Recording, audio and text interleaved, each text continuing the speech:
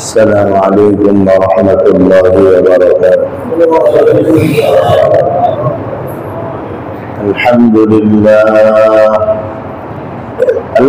لله نحمده ونستعينه ونستغفره ونؤمن به ونتوكل عليه ونعوذ بالله من شرور أنفسنا ومن سيئات أعمالنا. من يهده الله فلا مضل له ومن يضلله فلا هادي له، ونشهد أن لا إله إلا الله وحده لا شريك له، ونشهد أن سيدنا ونبينا ومولانا محمدا عبده ورسوله صلى الله تعالى عليه وعلى آله وأصحابه وبارك وسلم تسليما كثيرا كثيرا. أما بعد فأعوذ بالله من الشيطان الرجيم. بسم الله الرحمن الرحيم. يا أيها الذين آمنوا ادخلوا في السلم كافة ولا تتبعوا خطوات الشيطان إنه لكم عدو مبين. آمنت بالله صدق الله مولانا العظيم وصدق رسوله النبي الأمي الكريم، ونحن على ذلك لمن الشاهدين والشاكرين، والحمد لله رب العالمين. سبحانك لا علم لنا إلا ما علمتنا إنك أنت العليم الحكيم. اللهم صل على محمد وعلى آل محمد كما صليت على إبراهيم وعلى آل إبراهيم إنك حميد مجيد. اللهم بارك على محمد وعلى آل محمد كما باركت على إبراهيم وعلى آل إبراهيم إنك حميد مجيد. মুহতারাম ইমানদার দিনী ভাইরা, আল্লাহ পাকের দরবারে অসংখ্য অগণিত শুকর দিন আমাদেরকে জুমার নামাজ আদায় করার জন্য তার ঘরে আসার বসার তৌফিক দান করেছেন। শুকর আদায় করে আলহামদুলিল্লাহ। ইমানি দিনী ভাইরা, মুসলিম সমাজ, মুসলমানদের সমাজ কোরআন সুন্নাহর উপর আমল না থাকার কারণে দিন দিন পশু সমাজে পরিণত হচ্ছে। আমরা আমাদের মানুষত্ব বোধ হারিয়ে ফেলছি। পশুর মতো আচরণ, তাও হিংস্র পশুর মতো আচরণ মানুষের মধ্যে চলে আসছে। যে হিংস্র পশুর মধ্যে কোনো মায়া দয়া রাখে নাই, এই পশুগুলো যেরকম ভাবে তাদের শিকারকে ধরে তারপরে মেরে খায়, এই গুণ মানুষের মধ্যে ঢুকে পড়তেছে। মানুষ যদি মানুষের তো রূপ তার মধ্যে না থাকে, হায়াওয়ান জানোয়ারের মতো হয়ে যায়, তাহলে এই মানুষের মধ্যে যে গুণ আছে, এই গুণগুলো যদি মানুষের মধ্যে না থাকে, তাহলে এই মানুষ মানুষের মতো রূপ তার মধ্যে না থাকে, হায়াওয়ান জানোয়ারের মতো হয়ে যায়, তাহলে এই মানুষ মানুষের মতো রূপ তার মধ্যে না থাকে, তো পৃথিবীটা অশান্তির জায়গা হবে, পৃথিবীতে নিরাপত্তা বলতে কিছুই থাকবে না, শাসন বলতে কিছুই থাকবে না। আসলে পরপর কিছু দুর্ঘটনা ঘটেছে যেগুলো আমরা প্রত্যেকেই জানি। এই সমস্ত দুর্ঘটনা থেকে জাতিকে বাঁচানোর জন্য আল্লাহ তাআলা মুহাম্মদুর রাসূলুল্লাহ সাল্লাল্লাহু আলাইহি সাল্লামকে পাঠাইছেন। আল্লাহ নবী সাল্লাল্লাহু আলাইহি ওয়াসাল্লাম দুনিয়ার জীবনের নিরাপত্তা এবং পরকালের শান্তির পথ দুটোই উম্মতকে দেখিয়ে গিয়েছে। এখন যদি আমরা সেগুলো মানি তাহলে অবশ্যই আমাদের মধ্যে নিরাপত্তা এবং শান্তি আসবে। আর যদি আমরা সেগুলোকে না মানি তাহলে কোনোভাবেই আমাদের মধ্যে শান্তি এবং নিরাপত্তা আসবে না। মূল বিষয়টা যেটা, আমরা যারা মুসলমান আমরা মূলত কোরআনুল কারীম মানতে রাজি না, তেলাওয়াত করতে রাজি আছি, পড়তে রাজি আছি, মানুষ মারা গেলে খতম পড়াইতে রাজি আছি, প্রয়োজন পড়লে আল্লাহর কালাম ধরে কসম খাইতে রাজি আছি, কিন্তু নিজের জীবন ব্যবস্থা হিসাবে কোরআনুল কারীমকে মানতে রাজি না। যতদিন পর্যন্ত মানুষ নিজের জীবন ব্যবস্থা হিসাবে আল্লাহর কালামকে না মানবে ততদিন পর্যন্ত মুসলমানের জীবনে শান্তি আসবে না। এবার মুসলমান যত তন্ত্র মন্ত্র নিয়ে আসুক, এটা শান্তি আসবে না। মুসলমানের জীবনের শান্তির পথ এটা না। এই জন্য আমার ভাই, আমার দোস্ত, ইসলামী সমাজ ব্যবস্থা নিয়ে বেশ লম্বা চড়া আলোচনা চলতেছিল। আমাদের সমাজ ব্যবস্থাটাকে ইসলামী সমাজ ব্যবস্থা আমাদেরকেই রূপান্তরিত করতে হবে। আমাদের সমাজ ব্যবস্থাকে ইসলামী সমাজ ব্যবস্থায় আমাদেরকে আনতে হবে। যদি আমরা আমাদের সমাজ ব্যবস্থাকে ইসলামী সমাজ ব্যবস্থা বানাই তাহলে আমরা পাক্কা মুসলমান। আর যদি আমরা আমাদের সমাজ ব্যবস্থা বিধর্মীদের মতো রাখি তাহলে আমরা ভেজাল মুসলমান। আর ভেজাল মুসলমানের বড় ক্ষতি দুনিয়া এবং আখিরাত সব জায়গায়। দুনিয়ায় কোনো নিরাপত্তা নাই ভেজাল মুসলমানের, কারণ আল্লাহর পক্ষ থেকে তার উপরে পাহারাদারির ব্যবস্থা থাকে না তো। আর পরকালে তো জাহান্নামের আগুন তার জন্য অবধারিত। এই জন্য আমার ভাই, আমাদেরকে আমাদের সমাজ ব্যবস্থাটাকে ইসলামী বানানোর জন্য আমাদেরই চেষ্টা করতে হবে। আরে আমাদের সমাজ ব্যবস্থাকে ধ্বংস করার জন্য অসংখ্য চেষ্টা বিদ্যমান, কাফেরদের চেষ্টা, অসংখ্য পরিমাণে চেষ্টার কৌশল কলা কৌশল বিদ্যমান। কিন্তু আমাদের সমাজটাকে উঠানোর জন্য আমাদের মধ্যেই শত্রু, আমাদের মুসলমানদের মধ্যেই শত্রু। যদি কোনো মানুষ মুসলিম সমাজকে মুসলিম সমাজ হিসাবে প্রতিষ্ঠা করার জন্য মেহনত করে, এখনো তাকে জঙ্গি বলে মামলা দেওয়া হয়। এই কথা আমরা কিভাবে বলবো সেটাও বুঝি না, মুসলমানদেরকে আমরা কিভাবে বুঝাবো সেটাও আমরা বুঝি না।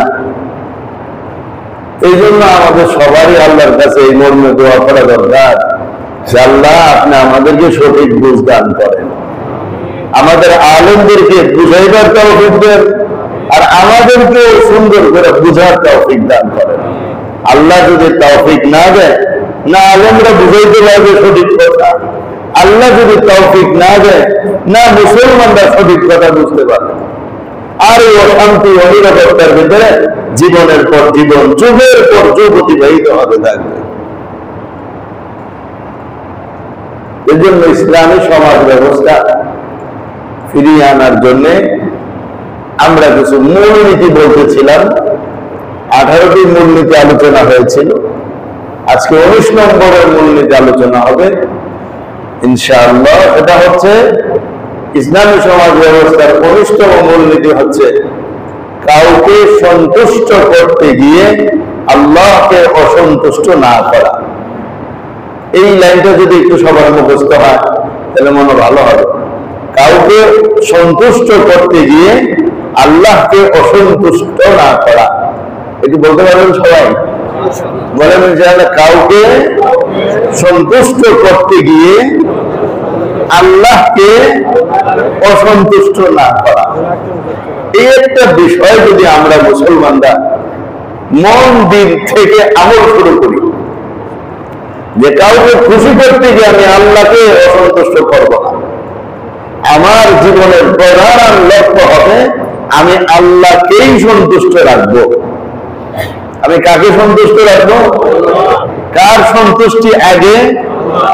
আল্লাহর সন্তুষ্টি আগে। এটা ইসলামী সমাজ ব্যবস্থার মধ্যে প্রত্যেকটা মানুষ যদি এই কথাটাকে মেনে নেয় যে আমার জীবনে আমার আল্লাহর সন্তুষ্টিটাই বড়, আমি সবার আগে আমার আল্লাহকে সন্তুষ্ট করব।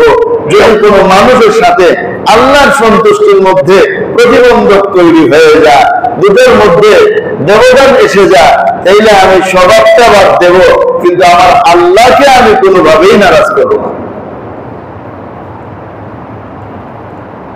হ্যাঁ, কোন কোন ক্ষেত্রে উভয়ের সন্তুষ্টির ক্ষেত্রে বৈপরীত্য হতে পারে, যে ক্ষেত্রে মানুষকে খুশি করতে গেলে আল্লাহ নারাজ হয়। এরকম অনেক বিষয় আছে। বিবিকে খুশি করতে গেলে আল্লাহ নারাজ হবে, সন্তানকে খুশি করতে গেলে আল্লাহ নারাজ হবে, অফিসারকে খুশি করতে গেলে আল্লাহ নারাজ হবে, অমুককে খুশি করতে গেলে আল্লাহ নারাজ হবে। যদি এমন কোন জায়গা এসে যায়, তাহলে আমাকে কার খুশির জন্য চেষ্টা করতে হবে? আল্লাহর খুশির জন্য চেষ্টা করতে হবে। এই জন্য মূলনীতিটা হলো কাউকে খুশি করতে গিয়ে আল্লাহকে অসন্তুষ্ট না করা। আমার দোস্ত, দুনিয়ার মধ্যে আমরা দেখি যার শক্তি বেশি, যার দল বড়, যার প্রভাব বেশি, লোকজন তার সন্তুষ্টি কামনা করে। যার শক্তি কম, প্রভাব নাই, তার সন্তুষ্টি কেউ কামনা করতে আসে না, তার উপর জিজ্ঞেসও করে না। কারণ যার প্রভাব বেশি, তার সন্তুষ্টি কামনা করলে নিজের ভিতরে একটা প্রভাব তৈরি হবে। দুনিয়াতে যত প্রভাব হোক আর যত জায়গায় যত প্রভাব হোক, সবচেয়ে বড় প্রভাবশালী কে? সবচেয়ে শক্তিশালী কে? আল্লাহর সন্তুষ্টি যার অর্জন হবে, গোটা জগতের সবার সন্তুষ্টি তার ভিতরে অর্জন হয়ে যাবে। এজন্য আগে আল্লাহর সন্তুষ্টি অর্জন করতে হয়, তারপরে আল্লাহ তাআলা তার মাখলুকের ভিতরে তার সন্তুষ্টি দিয়ে দেয়। এর অর্থ এই না সমস্ত মানুষের ভিতরে সন্তুষ্টি দিয়ে দিবে। আল্লাহ তো দিবেন ঠিকই, কিন্তু যার ভিতরে যোগ্যতা নাই সে সেই সন্তুষ্টি নিতে পারবে না। আল্লাহ নবীকে আল্লাহকে খুশি করেছিলেন, সমস্ত মাখলুক নবীর জন্য খুশি ছিল, কিন্তু কাফের বেঈমানরাও কি খুশি ছিল? তাইলে একটা পক্ষ আল্লাহর ওলি যে হবে তার শত্রু হওয়াটাই স্বাভাবিক। যে আল্লাহ পাকের ওলি হয়ে যাবে, আল্লাহকেও খুশি করেছে, আল্লাহও তার উপর খুশি, এমন ব্যক্তিদের বিরুদ্ধে একটা পক্ষ শত্রু থাকাটা স্বাভাবিক। আর ওই শত্রু কারা হবে? যে আল্লাহর শত্রু সেই হবে আল্লাহর ওলির শত্রু। যে আল্লাহর শত্রু সেই হবে আল্লাহর বন্ধুর শত্রু। আর যারা আল্লাহর বন্ধু, তারা আল্লাহর বন্ধুর বন্ধু হয়ে যাবে। এই জন্য আমার দোস্ত, আমার ভাই, সন্তুষ্টি জীবনে একমাত্র আল্লাহর সন্তুষ্টি হাসিলের জন্য সামাজিক জীবনে না, শুধু সকল জীবনের সকল অধ্যায়ে আমাদেরকে চেষ্টা করতে হবে। এই জন্য এটা 19 নম্বরের মূলনীতি ধার্য করে। আমি এটা আগে বলছি যে নম্বরগুলো এগুলো সব আমার, এগুলো দিয়ে সার্চ করলে কোথাও কিছু খুঁজে পাবেন না। 19 নম্বরের মূলনীতি কি জানতে চাই, এগুলো পড়ার পর আমার সামনে আসছে, আমি এক একটা আমাদের নম্বর বসায় আপনাদের সামনে পেশ করতেছি। সামাজিক জীবনে আমরা কাউকে খুশি করতে গিয়ে আল্লাহকে কষ্ট দেব না, কারণ আল্লাহকে যে কষ্ট দিবে সে আল্লাহর শত্রুতে পরিণত হবে। আর আল্লাহর শত্রু যে হয়ে যাবে, তার তো দুনিয়া এবং আখিরাত সবটাই ধ্বংস হয়ে যাবে। তো আল্লাহকে রাজি খুশি করার ক্ষেত্রে কুরআনুল কারীমে আল্লাহ পাক এই আয়াতের মধ্যে বলেন যে আল্লাহকে রাজি করার সবচেয়ে বড় পুরস্কার হলো আল্লাহ নিজেই তার উপর রাজি হয়ে যাবেন। যে আল্লাহকে রাজি করবে আল্লাহ নিজেই তার উপর রাজি হয়ে যাবেন। কুরআনুল কারীম আল্লাহ পাক ইরশাদ করেন قل أنبئكم بخير من ذلكم للذين اتقوا عند ربهم جنات تجري من تحتها الأنهار خالدين فيها وأزواج مطهرة ورضوان من الله والله بصير بالعباد।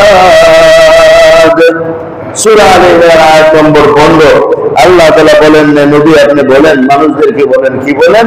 আউনাবিকুম বিখাইরিন মিন যালিকুম, আমি কি তোমাদের কাছে যা আছে দুনিয়ার এই জিন্দেগি থেকে ভালো কোনো কিছুর কথা বলবো? লিল্লাযিনা তাকাউ ইনদা রাব্বিহিম, আর এটা হচ্ছে তাদের জন্য যারা মুত্তাকি, আল্লাহর কাছে যারা মুত্তাকি তাদের জন্য রয়েছে আল্লাহর কাছে কি রয়েছে? জান্নাতুন তাজরি মিন তাহতিহাল আনহার, এমন জান্নাত যে জান্নাতের নিচ দিয়ে নহর প্রবাহিত হয়। ওয়া আজওয়াজুন মুতাহহারা, এবং তাদের জন্য সেখানে থাকবে সুন্দর এবং পবিত্রতম স্ত্রীগণ। ওয়া রিদওয়ানুম মিনাল্লাহ, আর থাকবে আল্লাহর সন্তুষ্টি। তাহলে আল্লাহর সন্তুষ্টি, এটা দুনিয়ায় যত নিয়ামত আছে সব নিয়ামতের মধ্যে সবচেয়ে বড় নিয়ামত হলো আল্লাহর সন্তুষ্টি। যে আল্লাহ আমার উপর রাজি, আল্লাহ আপনার উপর রাজি, এইটাই হলো সবচেয়ে বড় নিয়ামত। আর কোন জিনিস এত বড় নিয়ামত না। কেন? এই নিয়ামতের কারণে আপনি দুনিয়াতেও আল্লাহর কাছে ভালো থাকবেন, মৃত্যুর পরেও আপনি আল্লাহর কাছে প্রিয় থাকবেন। এমন এক নিয়ামত আল্লাহ আপনাকে আমাকে দিতে চায়, সেটা হলো আল্লাহর সন্তুষ্টি। এটা যে সবচেয়ে বড় নিয়ামত, এটা কি জিনিস? এক হাদিসের মধ্যে হুজুর আকরাম সাল্লাল্লাহু আলাইহি ওয়াসাল্লাম ইরশাদ করেন, সহিহ বুখারী 6549 নম্বর হাদিস, আল্লাহ যখন হিসাব নিকাশ শেষ করে জান্নাতীদেরকে জান্নাতে দিবেন, তখন জান্নাতীদেরকে ডাক দিবেন, ইয়া আহলাল জান্নাহ, হে জান্নাতীরা। তখন জান্নাতীরা জবাব দিবে, লাব্বাইক ওয়া সা'দাইক ওয়াল খায়রু বিয়াদাইক, আমরা আপনার ডাকে সাড়া দেই, সমস্ত কল্যাণ আপনার জন্যই। আল্লাহ বলবেন, হাল রাদিতুম, তোমরা কি সন্তুষ্ট হয়েছো? আমার এই জান্নাত এবং তার সব নিয়ামত পেয়ে তোমরা কি সন্তুষ্ট হয়েছো? জান্নাতীরা বলবে, ওয়া মা লানা, কেন আমরা সন্তুষ্ট হব না? ওয়াকাদ আতাইতানা মা লাম তুতি আহাদান মিন খালকিক, আপনি এমন জিনিস আমাদেরকে দান করেছেন যেরকম কোন জিনিস আপনি আপনার অন্য কোন বান্দাকে দেন নাই। অর্থাৎ আমাদেরকে জান্নাত দিয়েছেন, সমস্ত সুখ সামগ্রী দিয়েছেন। ওয়ালাকুম ফিহা মা তাশতাহি আনফুসুকুম, জান্নাতের মধ্যে মন যা চায় তাই তো আপনি আমাদেরকে দান করেছেন। তাহলে আমরা তো সবচেয়ে দামি জিনিস পেয়ে গেছি, সুতরাং আমরা অসন্তুষ্ট থাকবো কোনো প্রশ্নই হতে পারে না, আমরা আপনার উপর সন্তুষ্ট। আল্লাহ বলবেন, হে জান্নাতীরা, আমি তোমাদেরকে এর চেয়ে দামি জিনিস দিতে চাই।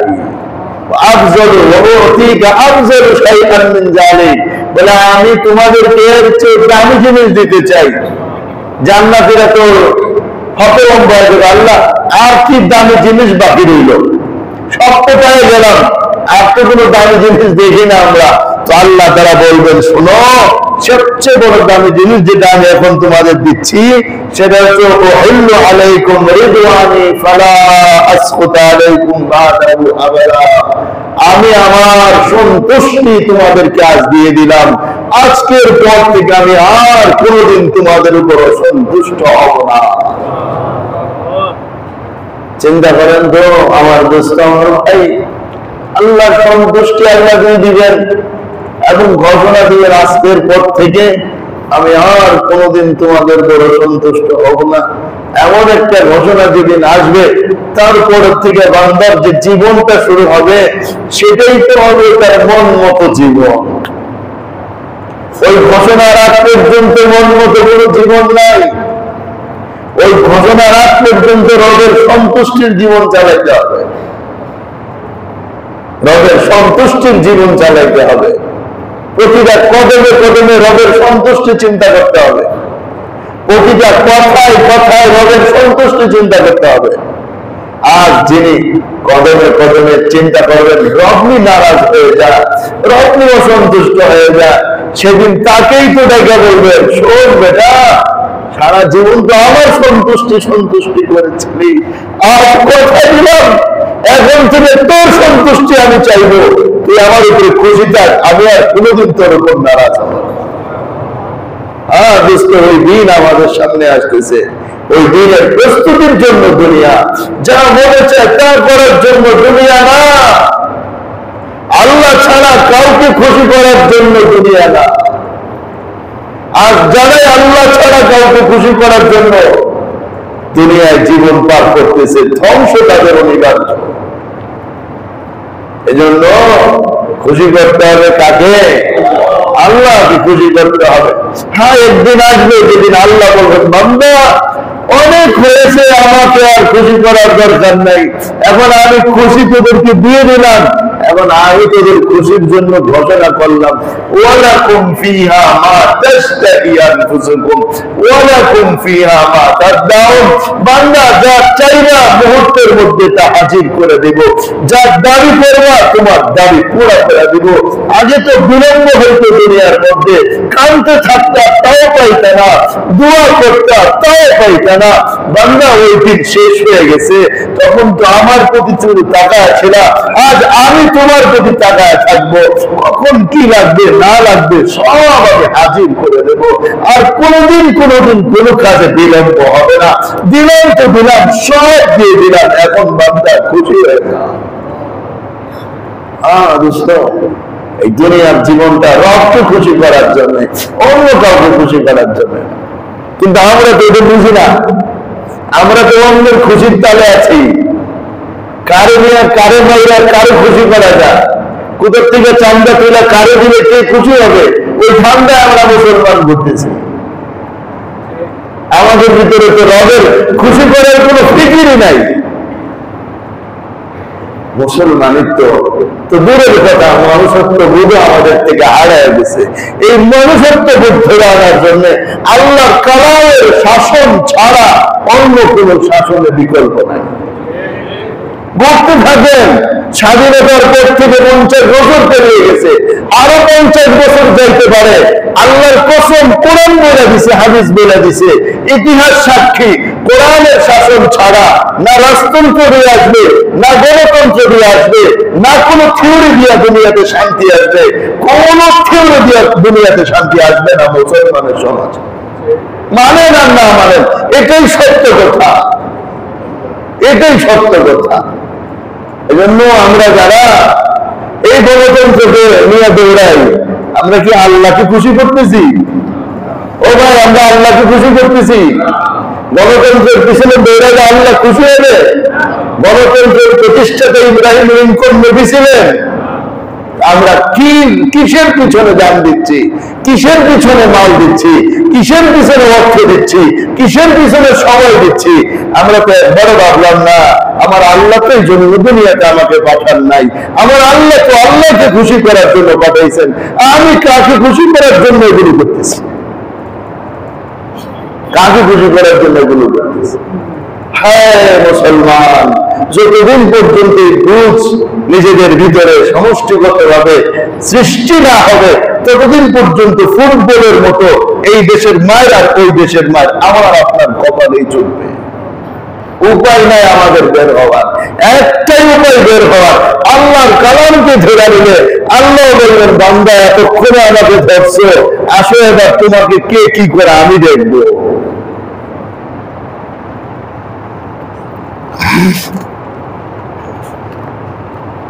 এই জন্য আমার দোস্ত, আমার ভাই, আমাদের সমস্ত চেষ্টা ব্যয় করা দরকার আল্লাহর সন্তুষ্টির পথে। আল্লাহর সন্তুষ্টি খুঁজেই যেন আমাদের সবচেয়ে বড় কাজ। আর এটা করার জন্য অতীতের সমস্ত নবী, সমস্ত রসুল, সমস্ত সিদ্দিক, সমস্ত সুহাদা, সমস্ত নেককাররা আল্লাহর সন্তুষ্টিকেই খুঁজে গেছেন। এদের জীবনের একটা উদ্দেশ্য ছিল আল্লাহর রেজামন্দি, আল্লাহর খুশি, আল্লাহ কিভাবে সন্তুষ্ট থাকে। কোরআনুল কারীমে আল্লাহ অনেকের কথা বয়ান করেছেন, যেমন আল্লাহ তাআলা মূসা আলাইহিস সালামের কথা বর্ণনা করেছেন। হযরত মূসা আলাইহিস সালাম যখন তুর পাহাড়ে যাচ্ছিলেন হারুন আলাইহিস সালাম সহকারে, বনি ইসরাঈলের একটা বিশাল বাহিনী নিয়ে ফেরাউন থেকে মুক্তি পাওয়ার পর, তো মূসা আলাইহিস সালাম এক জায়গায় গিয়া হযরত হারুনকে বললেন, ভাই আপনি ওদেরকে নিয়ে আসেন, আমি একটু তুর পাহাড়ে আগে চলে যাই। যখন মূসা আলাইহিস সালাম তুর পাহাড় আগে চলে গেছে, আল্লাহ পাক জিজ্ঞেস করলেন, ওয়া আজালাকান কওমিকা ইয়া মূসা, ও মূসা সম্প্রদায়কে পিছনে রাখা তুমি কেন আগে চলে আসছো? হযরত মূসা বললেন, হা উলাই আসারি, ওরা তো আমার পিছনে পিছনে আসতেছে। ওয়া জিনতু ইলাইকা রাব্বি লিতারদা, আগে চলে আসছি একটু বেশি তোমার সান্নিধ্য লাভ করার জন্য, যেন তুমি আমার উপরে খুশি হয়ে যাও, এই জন্য আগে আসছি। তাড়াতাড়ি আসছি যেন তুমি খুশি হয়ে যাও। আমার দোস্ত যারা মসজিদে আগে আসে, এরাও তো এই নিয়তি আছে যে রব তাড়াতাড়ি আসছি যেন তুমি খুশি হয়ে যাও। যারা দেরি কাজে আগে যায়, এরা তো এই জন্যই যায় যে রব আগে আসছি যেন তুমি খুশি হয়ে যাও। যারা দেরি কাজে সহযোগিতা করে, তারা তো এই জন্যই করে রব তোমার রাস্তায় খরচ করছি যেন তুমি খুশি হয়ে যাও। মূসা আলাইহিস সালাম এটাই বললেন, ওয়াজিলতু ইলাইকা রাব্বি লিতারদা, রব তাড়াতাড়ি আসছি যেন তুমি একটু খুশি হয়ে যাও। এই রবকে খুশি করার জন্য কে না চেষ্টা করেছে। সুলাইমান আলাইহিস সালামের ঘটনা প্রতিনিয়ত আল্লাহর কাছে এই বলে দোয়া করতেন, রব্বি আউজিনি আন আশকুরা নি'মাতাকা আল্লাতী আন'আমতা আলাইয়া ওয়া আলা ওয়ালিদাইয়া وأن أعمل صالحا ترضاه وأن أعمل صالحا ترضاه। এই যে তারদা, এটাই মানে যাতে তুমি খুশি হয়ে যাও। কি দোয়া করবেন? রব্বি আউজিনি আন আশকুরা নি'মাতাকা আল্লাতী আন'আমতা আলাইয়া, হে আমার রব আপনি আমাকে তৌফিক দান করেন, আমাকে আপনি যেই নিয়ামত দান করেছেন আমি যেন সেই নিয়ামতের শুকর আদায় করতে পারি। আপনি আমাকে যা দিয়েছেন আমি যেন তার শুকর আদায় করতে পারি। কে বলতেছেন? সুলাইমান আলাইহিস সালাম। কে দোয়া করতেছেন? সুলাইমান আলাইহিস সালামের রাজত্বটা বাংলাদেশের থেকে ছোট ছিল। সুলাইমানের রাষ্ট্রটা বাংলাদেশের থেকে ছোট ছিল। কত বিশাল বড় রাজত্বের মালিক ছিলেন। তার সৈনিক আর সদস্যদের সংখ্যা এত শুধু মানুষ না, পক্ষীকুল জিন জানোয়ার সহ বিশাল সাম্রাজ্যের মালিক ছিলেন, বিশাল জনসংখ্যারও তিনি মালিক ছিলেন। এত বিশাল বড় মালিক হয়েও তিনি আল্লাহর নাফরমানির আইন পাস করা তো দূরের কথা, কল্পনাও করেন নাই।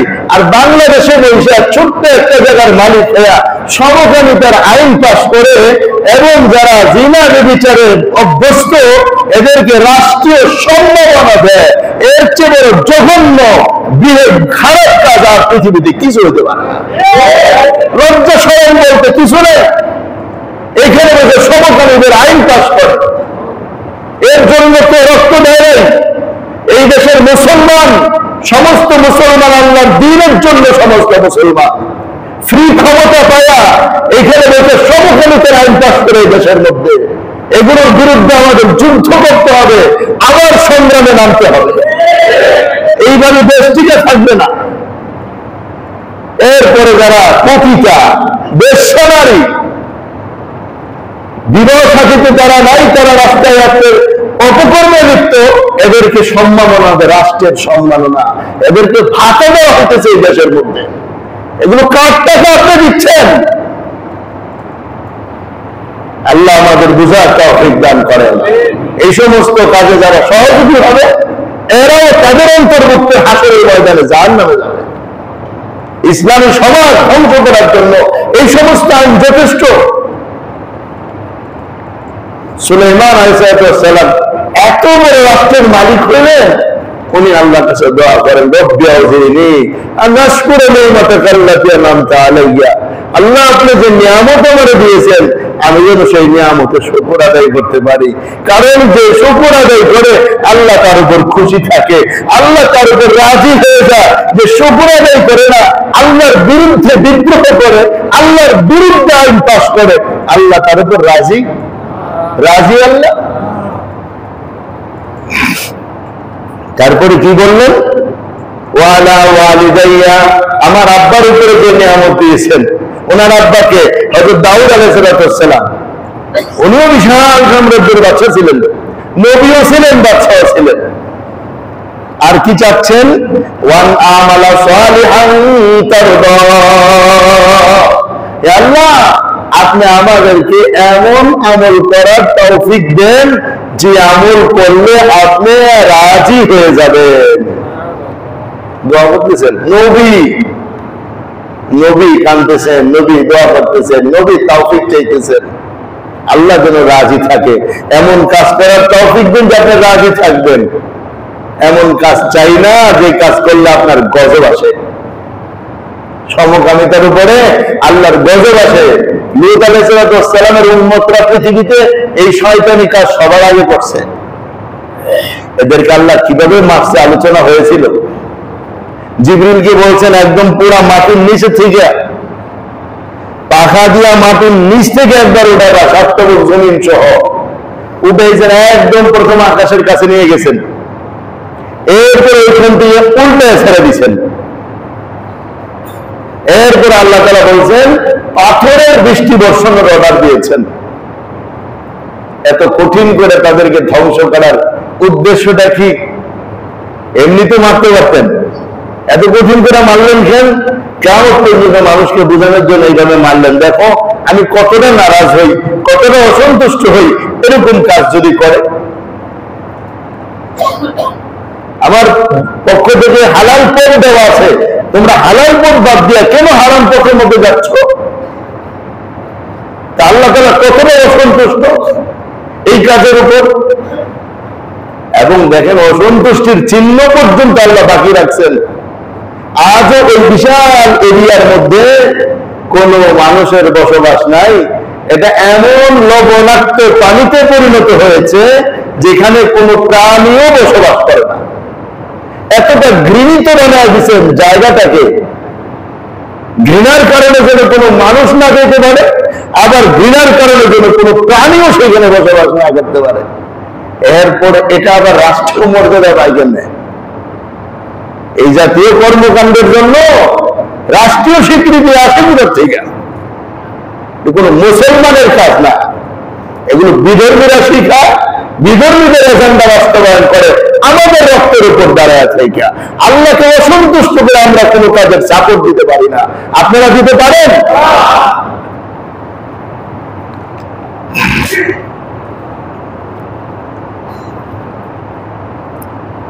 সুতরাং মুমিনের জন্য সুখে দুঃখে, আনন্দে নিরানন্দে, সচ্ছলতায় অসচ্ছলতা, দিনে রাতে সব সময় একটাই টার্গেট যে আমি আল্লাহকে রাজি আর খুশি করব। মুমিন যে হালতেই থাকুক ওই হালতেই সে আল্লাহকে নিয়ে থাকবে, আল্লাহ সন্তুষ্টি কামনা করবে। কেননা আল্লাহর সন্তুষ্টি আর আল্লাহর ক্রোধ দুটা কখনোই সমান হতে পারে না।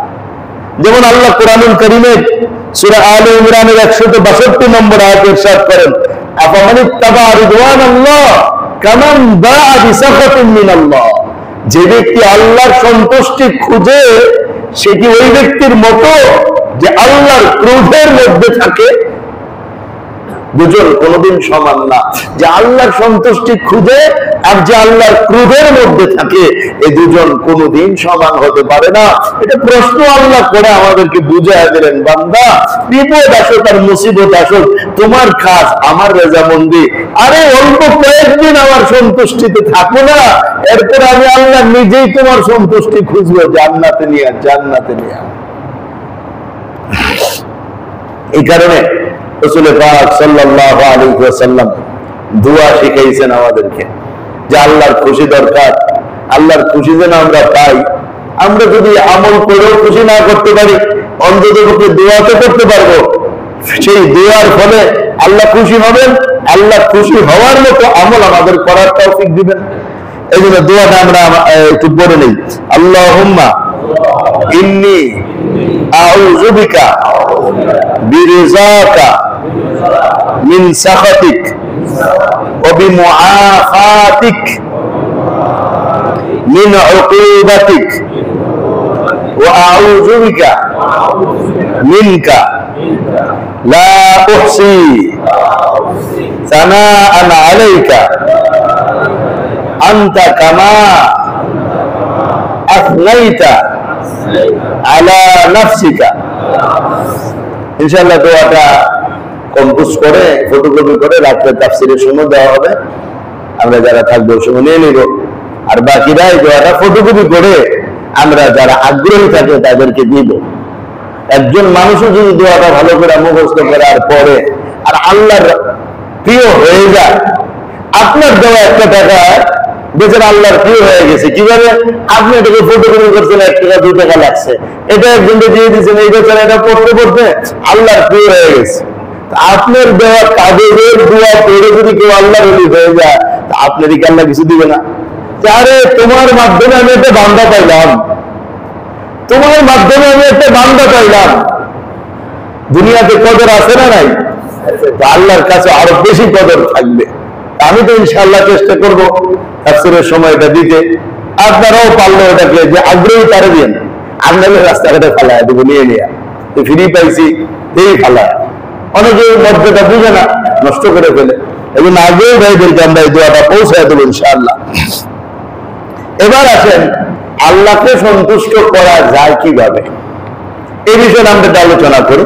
এতক্ষণ আমরা শুনলাম আল্লাহর সন্তুষ্টিটাই সবচেয়ে বড়, সব কাজে আল্লাহকে রাজি খুশি করতে হয়। আল্লাহকে রাজি খুশি করলে লাভ হবে যে আল্লাহ তার উপরে রাজি হয়ে যাবে। অতীতের নবী, ওলি, গাউস, কুতুব, পীর, মাশায়েখ, হক্কানি যারাই ছিলেন সবাই আল্লাহর পাগল ছিলেন। তাদের জীবনী যদি আমরা এখানে তুলে ধরতে চাই, বিশাল ফেরিস্ত হয়ে যাবে, বছরের পর বছর বয়ান করা লাগবে। এক একজন আল্লাহর ওলি আল্লাহকে রাজি করার জন্য কতটা কষ্ট করতেন। রাতভর তো আমরা শুধু ঘুমাই, তারা তো ঘুমাইতেন না, অল্প সময় ঘুমাইতেন, তারপরে দাঁড়ায় দাঁড়ায় লম্বা লম্বা নামাজে দাঁড়ায় রইতেন। শুধুমাত্র এই কথা বলতেন, রব দিনই থাকবো, রব আপনি খুশি হয়ে যাবেন, এই জন্য আর কিছু না। রাতের আধারে কেউ দেখতো না। হাজী ইমদাদুল্লাহ মুহাজির মক্কি রহমতুল্লাহ আলাইহি আমাদের 4 সিলসিলার যিনি ছিলেন, 4 সিলসিলার মাথা, উনি রাত্রের অল্প সময় ঘুমাইতেন। যখন লোকেরা ঘুমায় যেত পরিবারে, পরে উঠে নামাজে দাঁড়ায় যেতেন, লম্বা সময় নামাজ পড়তেন, এরপরে আবার ফজর আখ্যান দিয়ে বিছানায় ঘুমায় থাকতেন। ঘরে থাকলে এমন করতেন, খানকায় থাকলে এমন করতেন। মানুষ তো মনে করতেন হুজুর তো দিব্যি আরামে ঘুমাইছে, হুজুর তো ঘুমান না। এরকম ঘটনা আছে, রাতের অন্ধকারের ঘটনা। আমরা এটা জানবো কিভাবে? হাফিজ হুজুর রাতের বেলা কিভাবে আল্লাহর কাছে কাঁদতেন আর নামাজ পড়তেন, আমাদের জানার সুযোগ কোথায়? এই জন্য কথা এটা যে আল্লাহকে রাজি আর খুশি করার জন্য আমাদের প্রচেষ্টা হতে হবে সবচাইতে মজবুত। কারণ আল্লাহকে রাজি করাটা যত সহজ, দুনিয়ার কাউকে রাজি করা এত সহজ না। মিলায় দেখেন, আল্লাহকে রাজি করা যতটা সহজ, অন্য কাউকে রাজি করা এতটা সহজ না। যারা কাউকে একবার কষ্ট দিয়ে দেখছেন, চিন্তা করে দেখেন ওর রাগ ভাঙাইতে কি পরিমাণ সময় গেছে। আপনার উপর কেউ রাগ হয়েছে, ওনার রাগ ভাঙাইতে আপনার কি পরিমাণ সময় গেছে, কি পরিমাণ মেহনত গেছে, কি পরিমাণ অপদস্থ আর অপমানিত তার সামনে হওয়া লাগছে, কতবার তার কাছে মাপ চাওয়া লাগছে। মা বাবা রাগ করছে, মা বাবার কতবার পায়ে ধরা লাগছে, একবারের জায়গায় কতবার ফুটা দিছে কেউ কেউ, তারপরেও ভালো হয়ে যাওয়ার পরেও তো আবার ফুটাইয়া দেয়, ঠিক না? এটা হলো দুনিয়ার সবাইকে রাজি করা বড় কঠিন, কিন্তু আল্লাহকে রাজি করা একেবারেই সহজ। আল্লাহকে রাজি করা একেবারেই সহজ। আরেকটা কথার দিকে আসেন, সেটা হলো একটা বিশাল জামাতকে রাজি করা সহজ না জামাতের মাত্র একজন আমির সাহেবকে রাজি করা সহজ? 1000 মানুষ আছে একদিকে, আর একজন নেতা ধরেন একজন আছে।